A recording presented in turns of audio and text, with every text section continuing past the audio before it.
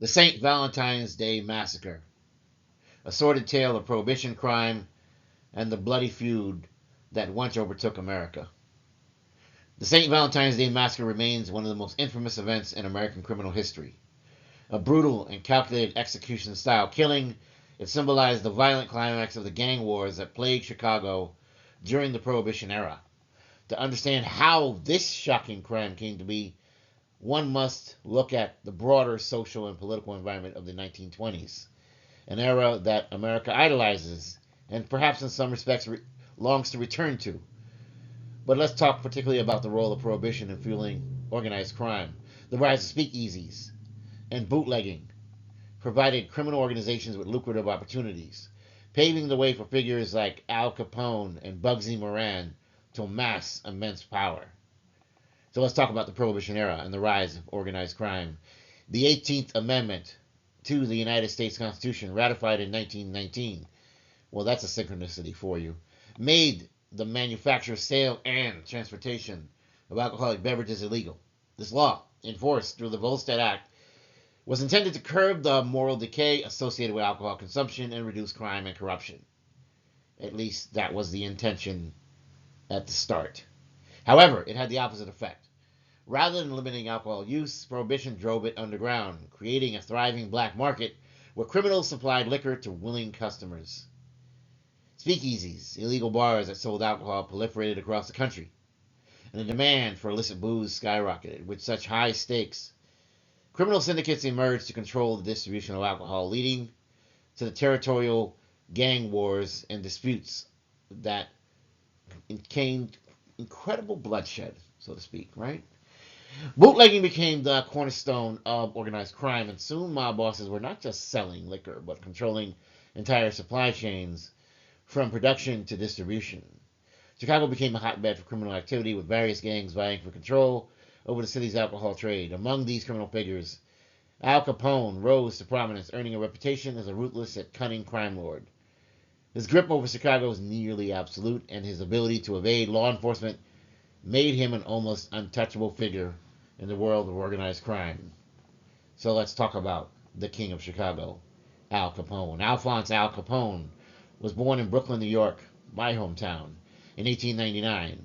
His criminal empire took root in Chicago. By the mid-1920s, Capone had become the most powerful gangster in the city, controlling vast criminal enterprises that extended far beyond alcohol smuggling into the seedy realms of gambling, prostitution, and bribery of public officials. Capone's organization, known as the Chicago Outfit, engaged in a violent power struggle with rival gangs, particularly the North Side Gang led by George Bugsy Moran. The rivalry between Capone and Moran was one of the most bitter in Chicago's history, with both sides engaging in retaliatory killings.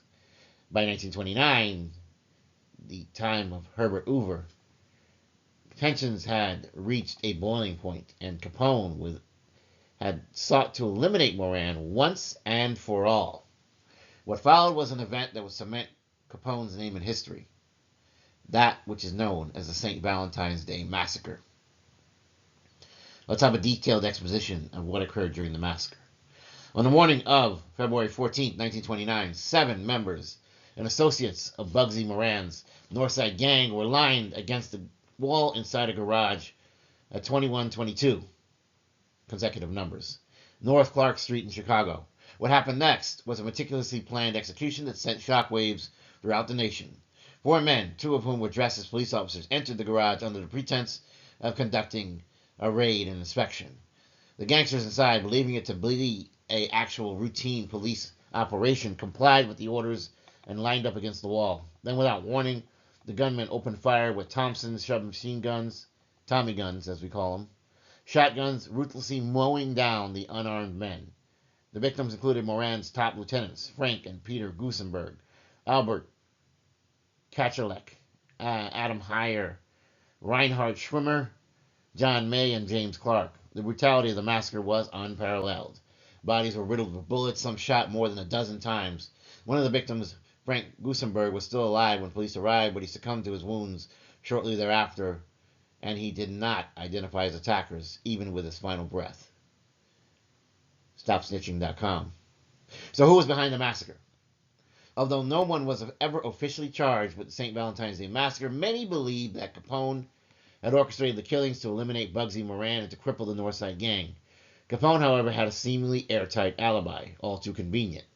He was in Miami at the time of the massacre, a fact that law enforcement just simply could not dispute. Miami being a place that I've worked a great deal. Despite this, numerous reports suggest that Capone had arranged for the hit using his trusted enforcers such as Jack McGurn and Fred Killer Burke to execute the plan. The use of men dressed as police officers was a strategic move designed to catch the Northside Gang off guard and ensure minimal resistance.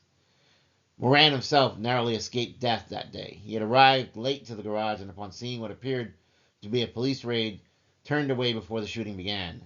The massacre effectively dismantled the Northside Gang's power, leaving Capone's organization as the dominant force in Chicago's underworld. So what was the aftermath and legacy?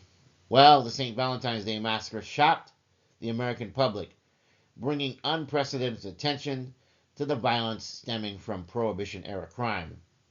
The brutality of the murders, coupled with the lawlessness that Prohibition had encouraged, led many to question whether the nation's approach to alcohol control was even worth the bloodshed.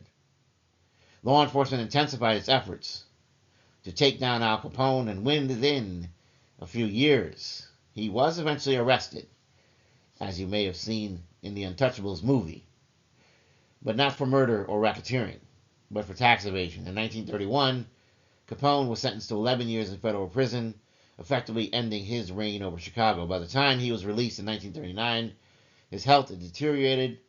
He particularly suffered from syphilis, and he faded into obscurity until his death in 1947. The St. Valentine's Day Massacre remains one of the most infamous moments in American criminal history.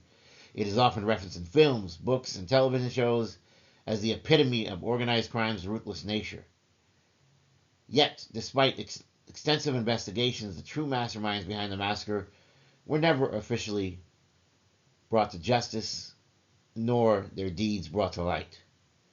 In conclusion, the cost of war on alcohol showed us that the St. Valentine's Day Massacre is a grim reminder of the unintended consequences of Prohibition.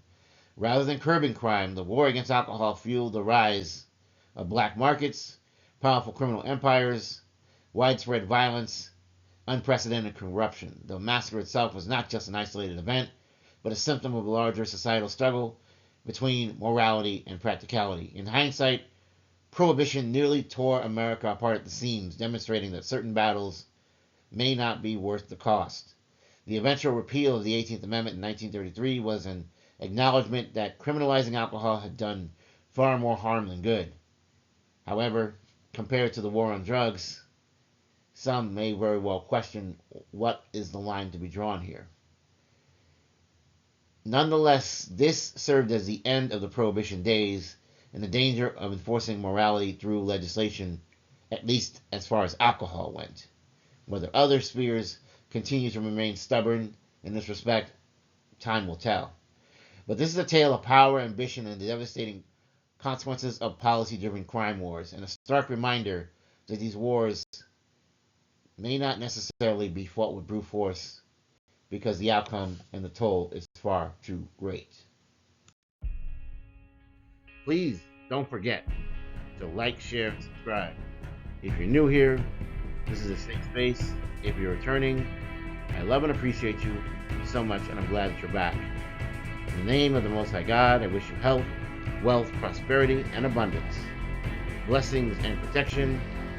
Signing off. Take care. Have a great day.